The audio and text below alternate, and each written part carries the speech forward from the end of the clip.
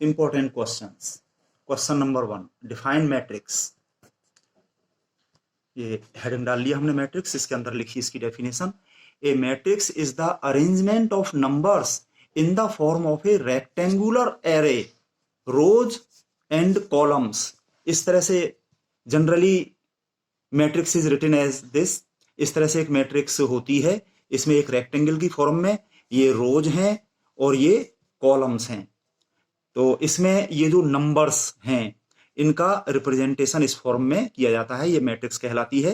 और इसके ये जो हैं इसमें नंबर्स, ये इसके एलिमेंट्स या एंट्रीज कहलाती हैं।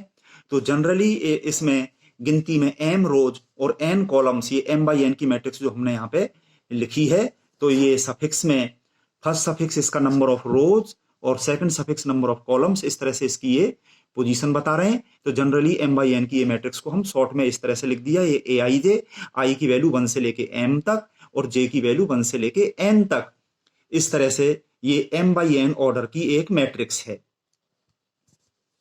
Question 2, define diagonal matrix. Diagonal matrix से पहले हम देखें स्क्वायर मैट्रिक्स। अगर m और n बराबर हों, रोज और कॉलम्स की संख्या बराबर हो, तो वो स्क्वायर मैट्रिक्स होती है। मान लो इसी में हम इस m को n के बराबर मान लें, तो इसमें ये पोजीशन 1 1 2 2 से लेकर के n तक ये जो लाइन होगी ये हमारी डायगोनल लाइन होगी। और इस डायगोनल पे जो एलिमेंट्स होंगे वो डायगोनल एलिमेंट्स कहलाएंगे। तो किसी मैट्रिक्स में डायगोनल एलिमेंट्स के अलावा सारे एलिमेंट्स अगर जीरो हों तो ऐसी मैट्रिक्स डायगोनल मैट्रिक्स कहलाती है। Diagonal matrix, it is a square matrix having all of diagonal elements equal to 0। Diagonal के अलावा जितने भी एलिमेंट्स हों किसी स्क्वायर मैट्रिक्स में, वो सारे जीरो हों, केवल डायगोनल में ही एलिमेंट्स हों, तो वो डायगोनल मैट्रिक्स कहलाती है। Question 3, define identity matrix. ये भी एक स्क्वायर मैट्रिक्स होती है और डायगोनल मैट्रिक्स भी होती है ये, जिसके सारे डायगोनल एलिमेंट्स तो आइडेंटिटी यानी कि 1 1 1 हो, यूनिटी भी कह सकते हैं। तो ऐसी मैट्रिक्स यूनिट मैट्रिक्स या आइडेंटिटी मैट्रिक्स कहलाती है। Identity matrix, it is a square matrix having all of diagonal elements equal to 0। जो कि अभी डायगोनल मैट्रिक्स हमने बताई थी उसी तरह की मैट्रिक्स है कि डायगोनल के अलावा सारे एलिमेंट्स 0 हों and all diagonal elements equal to unity, यानी कि 1 1 के बराबर हों सारे diagonal elements. Question 3, are the following matrices equal.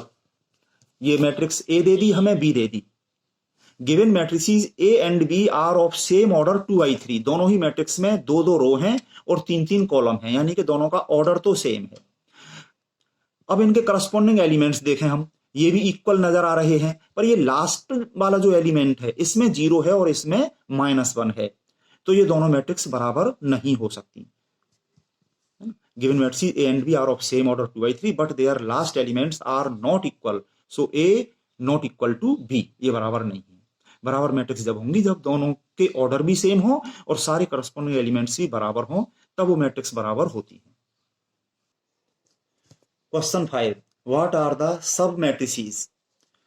सब matrices, any matrix obtained by omitting some rows or columns or both from a given matrix is called a sub matrix of the given matrix। जैसे इसका हम example ले लें, मान के चलिए ये मैट्रिक्स है हमारी A।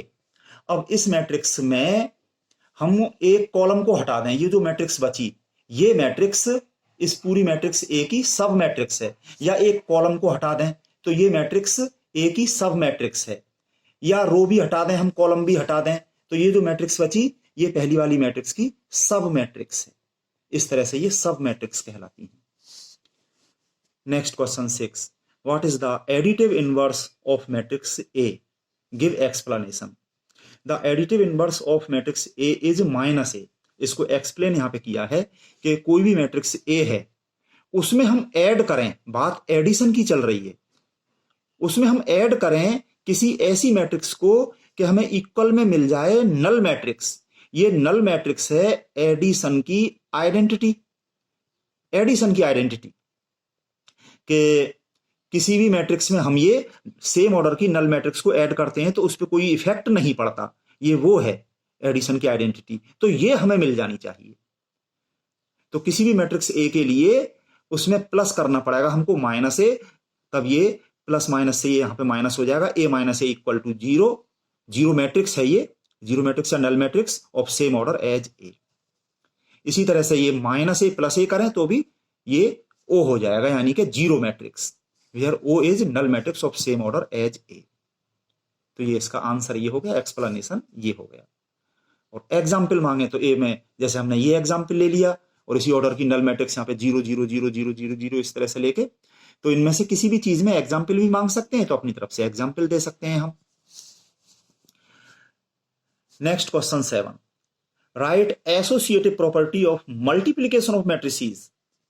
अब आगे हम मल्टीप्लीकेशन पे, उसकी associative property of multiplication of matrices, यहाँ हेडिंग डाल लिया हमने, इसके अंदर हमने लिखा कोई भी तीन मैट्रिसेस हमने ए बी सी इस तरह से ली कि जब मल्टीप्लाई करते हैं मैट्रिसेस तो उनका जो ऑर्डर किस तरह का होता है। जैसे ए इंटू बी किया तो ए की number of columns equal to B की नंबर ऑफ रोज, इस तरह से कंडीशंस को लागू करते हुए यहां पर जो मल्टीप्लिकेशन पॉसिबल है, तो इस तरह की हमने एबीसी तीन मैट्रिक्स ले ली।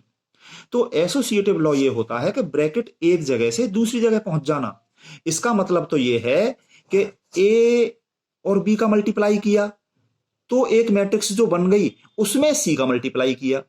दूसरी तरफ हम ये कह रहे हैं बी और सी का मल्टीप्लाई करके जो एक मैट्रिक्स बनी उसे ए में मल्टीप्लाई किया, तो ये दोनों तरह से बात बराबर होती है, ये एसोसिएटिव लॉ होता है। ये मल्टीप्लिकेशन का यहां पे बताया है। इसी तरह से जो है एडिशन का भी यहां मल्टीप्लिकेशन की जगह प्लस लगा के कर सकते हैं।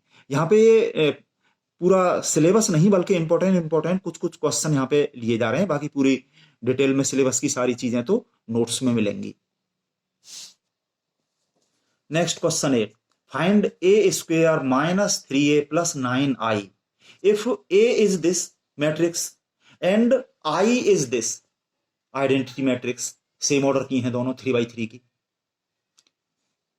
तीन रो तीन कॉलम हैं दोनों में, तो 3x3 की स्क्वायर मैट्रिक्स हैं दोनों, और दोनों को हम ये भी कह सकते हैं कि 3 ऑर्डर की स्क्वायर मैट्रिक्स हैं, है ना।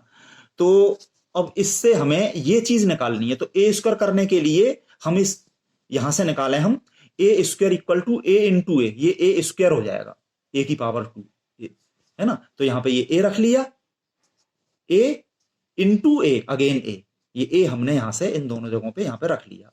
अब इनका हम मल्टीप्लाई करेंगे। मल्टीप्लाई ऐसे करते हैं, इस फर्स्ट रो का हम मल्टीप्लीकेशन करेंगे और यहां फर्स्ट रो में लिखेंगे। जब इस फर्स्ट रो का हमने इसकी फर्स्ट कॉलम के साथ मल्टीप्लाई किया तो यहां पे फर्स्ट कॉलम में लिख लिया। जब सेकंड कॉलम के साथ करेंगे तो सेकंड कॉलम में ये लिख लेंगे। जब थर्ड के साथ में मल्टीप्लाई करेंगे तो थर्ड कॉलम में लिख लेंगे। चलिए तो करते हैं एक तरफ से। इस फर्स्ट रो का मल्टीप्लाई इस फर्स्ट कॉलम में किया तो ये 1 into 1 plus -2 into 2 plus 3 into -3, ये हमने कर लिया, यहां पे लिख लिया। इसी तरह से इसका मल्टीप्लाई हमने इनमें किया और प्लस करके यहां पे लिख दिया, 1 into -2 plus -2 into 3, plus minus का ये फिर प्लस हो गया ना यहाँ पे ये, और ये प्लस 3 इंटू 1 ये लिखा हुआ है। इसी तरह से इसी का मल्टीप्लाई हमने इसमें किया, 1 इंटू 3 और ये प्लस किया -2 इंटू -1, है ना, ये लिखा हुआ है, -2 इंटू -1 प्लस 3 इंटू 2 ये लिखा हुआ है। फिर सेकंड रो का मल्टीप्लाई करेंगे हम इन्हीं में और सेकंड रो में लिखेंगे। जब सेकंड रो का मल्टीप्लाई हमने फर्स्ट कॉलम में किया तो यहां पे लिखा है इनका मल्टीप्लाई इनमें करके ये लिख दिया। ये हम जल्दी से ऐसे लिख सकते हैं कि ऊपर वाले जो लिखे हुए हैं उन्हीं को यहां पे उतार दें और ब्रैकेट बना दें, खाली ब्रैकेट बना दें। ऊपर वाली यही 1 ये जो है नहीं ये लिखें हम यहाँ पे, सॉरी, ये 2 3 -1, ये 2 3 -1 ये लिखें। जो ऊपर ये वाला था 1 -2 3 ये था, इसकी जगह पे अब आ जाएगा ये 2 3 -1 ये, और ब्रैकेट में यही ऊपर वाले उतार दें यहाँ पे। बस ये 2 3 -1 यहाँ पे लिख लिया है, बाकी ब्रैकेट के अंदर यही -2 3 1 ये चल जाएगा। अगली बार हम इस थर्ड रो का मल्टीप्लाई करेंगे तो यहाँ पे थर्ड रो में लिखेंगे, तो थर्ड रो के एलिमेंट्स ये -3 1 2 ये आ जाएंगे, -3 1 2 -3 1 2 -3 1 2 ये आ गए, और ब्रैकेट में तो वही हैं जो ऊपर थे 1 2 -3 ये वाले, ये -2 3 1 और ये 3 -1 2 यही उतार दिए।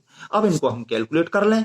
ये 1 -2 -9, ये -2 -6 +3, ये 3 -2 +6, इसी तरह से इन सबका कर लिया हमने और ये प्लस माइनस करके ये इतना आ गया। ये हमने ए स्क्वायर निकाल लिया। अब हमारे पास इसमें रखने के लिए ए स्क्वायर की वैल्यू ये आ गई, ए स्क्वायर बराबर इतना, -3 इंटू ए ये है हमारे पास में, +9 इंटू आई ये है हमारे पास में। इन सारी चीजों को हम यहां पे रख के इसकी वैल्यू निकालेंगे। So A square -3a + 9i equal to A square की ये वैल्यू हमने यहां से रख दी है, ए स्क्वायर बराबर ये यहां पे रख दिया, -3a लिखा हुआ है इंटू ए, ये ए हमने यहां से रख दिया, ए बराबर ये, +9 लिखा हुआ है इंटू आई, आई ये लिखा हुआ है। ये ना भी देते तो हम जानते हैं सेम ऑर्डर की आइडेंटिटी मैट्रिक्स, ये हम अपनी तरफ से लिख लेते।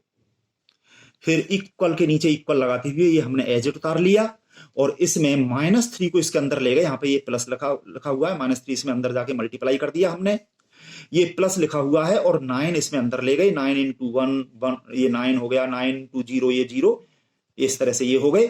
और फिर यहां पर इनको हमने इक्वल में ये corresponding elements are added up, ये -12, क्यों बीच में तो ये प्लस लगे हुए हैं तो सीधे सीधे ये देखें -3 + 9, ये पास पास हो जाए तो कॉमा लगा देते हैं, और ये -5 + 6 और इसका तो 0 है, लिखना चाहो तो लिख लो यहां पे, नहीं तो इतना जरूरी नहीं है। और ये 11 -6 + 0 जगह नहीं है मत लिखो, और ये 4 -9 + 9 ये लिखा हुआ है। इसी तरह से ये सारे लिख लिए हमने और कैलकुलेट करके देखा, -12 -3 -15 + 9 तो ये -6 हो गया। इसी तरह से -5 + 6 ये 1 हो गया, 11 - 9 ये 2 हो गया। इसी तरह से इनको कैलकुलेट करके यहां पे लिख लिया और ये हमारा आंसर हो गया। Next question 9, if A equal to this matrix and B equal to this matrix, हम देख रहे हैं दोनों ही 3 ऑर्डर की स्क्वायर मैट्रिक्स हैं, या फिर कह सकते हैं कि 3x3 की मैट्रिक्स हैं, दोनों सेम ऑर्डर की। तो फिर ये कह रहे हैं फाइंड A का ट्रांसपोज, B का ट्रांसपोज, A + B का ट्रांसपोज एंड 2 इंटू A का ट्रांसपोज, ये इन्होंने निकलवाया है। तो इसका ये फर्स्ट पार्ट A का ट्रांसपोज, ये जो A मैट्रिक्स है इसका ट्रांसपोज हम यहां पे लिख रहे हैं। क्या होता है ये कि इसमें रोज और कॉलम्स को इंटरचेंज कर देते हैं। पहले तो ये A हमने यहां पे उतार लिया, A की जगह पे ये A उतार लिया और इसका ये ट्रांसपोज यहां पे लिखा हुआ है, और फिर ये इक्वल टू, इसमें हम रो और कॉलम को ट्रांसपोज करके यहां पे लिख रहे हैं।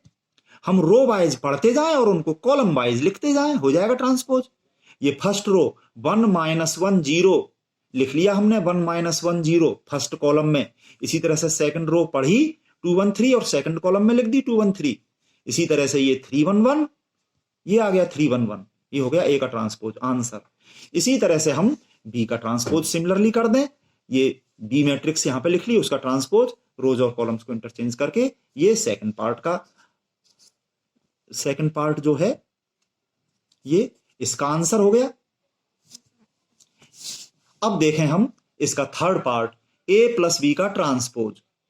तो ये प्रॉपर्टी जानते हैं हम, A + B का transpose equal to A transpose + B transpose, और हम ये AT BT बोल सकते हैं, या फिर T की जगह पे यहां पे हम डैश भी लगा सकते हैं ट्रांसपोज के लिए। इक्वल टू ये AT की वैल्यू यहां से रख ली हमने, AT बराबर ये इतना यहां पे उतार दिया, प्लस BT की वैल्यू ये यहां पे रख दी, BT बराबर ये इतना यहां पे उतार दिया, और फिर इन दोनों को ऐड करके हमने यहां पे लिख दिया, ये आंसर हो गया। तो इसमें हमने प्रॉपर्टी यूज कर ली है, क्योंकि ये चीजें हमारे पास पहले से हैं। अगर ये पहले से नहीं होती तो हम प्रॉपर्टी यूज किए बिना हम पहले A + B कर लेते और उस मैट्रिक्स का ट्रांसपोज कर देते, ये हमारी मर्जी है। और इसका लास्ट पार्ट ये फोर्थ 2 इंटू A का ट्रांसपोज, ये लिखा हुआ है यहां पर। तो ये प्रॉपर्टी जानते हैं हम, ये 2 तो स्केलर है, 2 का तो ये 2 रहा, और ये A का ट्रांसपोज हो गया यहां पर, मतलब ये ब्रैकेट से बाहर आ गया, ये प्रॉपर्टी ये हो गई यहां पर। 2 ये लिखा हुआ है और AT जो ऊपर से है हमारे पास वो हमने यहां पे लिख दिया, AT बराबर ये इतना यहां पे उतार दिया, फिर 2 का इसमें मल्टीप्लाई करके यहाँ पे लिख दिया 2 जब अंदर गया तो हर एक एलिमेंट में 2 का मल्टीप्लाई हो जाएगा। ये 2 इंटू 1 2 हो गया, 2 इंटू 2 4 हो गया, 2 इंटू 3 6 हो गया, इस तरह से सारे हो गए और ये आंसर हो गया। यहाँ पे भी बात वही है कि अगर 80 हमारे पास पहले से नहीं होता तो हम उस प्रॉपर्टी को यूज किए बिना हम वैसे ही कर लेते, जो ए मैट्रिक्स है उसमें 2 का मल्टीप्लाई कर लेते, वो मैट्रिक्स बन जाती, फिर उसका ट्रांसपोज कर देते। तो ये हमारी मर्जी है। Question 10, solve for x this equation determinant equal to 5। ये 2/2 का एक डिटर्मिनेंट है। डिटर्मिनेंट तो हमेशा स्क्वायर फॉर्म में ही होते हैं, इसमें 2 रो हैं 2 कॉलम हैं, 2 ऑर्डर का डिटर्मिनेंट है, ऐसे कह सकते हैं हम। दिस डिटर्मिनेंट इक्वल टू 5, ये एक इक्वेशन है। इसमें जो अननोन एक्स आ रहा है उसकी वैल्यू हमें निकालनी है इसको सॉल्व करके। तो बस इस डिटर्मिनेंट को खोल लें हम। We have this equal to 5, ये हमने यहाँ पे लिख लिया। इसको हमने खोला, डिटर्मिनेंट को ऐसे खुलता है, ये डायगोनल एलिमेंट्स की 3 इंटू 1 ये यहां पे लिख लिया, माइनस ये दिस इंटू दिस। इस तरह से क्रॉस मल्टीप्लीकेशन होता है। ये माइनस तो अलग लिखा हुआ है और फिर ये -2 इंटू एक्स ये लिख गया और इक्वल टू 5 यहां पे लिखा हुआ है। ये माइनस माइनस प्लस हो गया, प्लस 2x। यहां पर ये 2x रखे हमने, 3 को माइनस करके हमने इधर पहुंचा दिया, तो ये 5 माइनस 3 ये 2 हो गया। दोनों साइड से हमने 2 को कैंसिल कर दिया, तो इस तरह से हमें ये x की वैल्यू मिल गई। ये हमारा आंसर हो गया। तो इसी तरह से हम और क्वेश्चन कर सकते हैं। ये इंपॉर्टेंट क्वेश्चन करवाएं हमने। नेक्स्ट वीडियो में मैट्रिक्स के बाकी के इंपॉर्टेंट क्वेश्चन कराएंगे। अच्छे से करिए।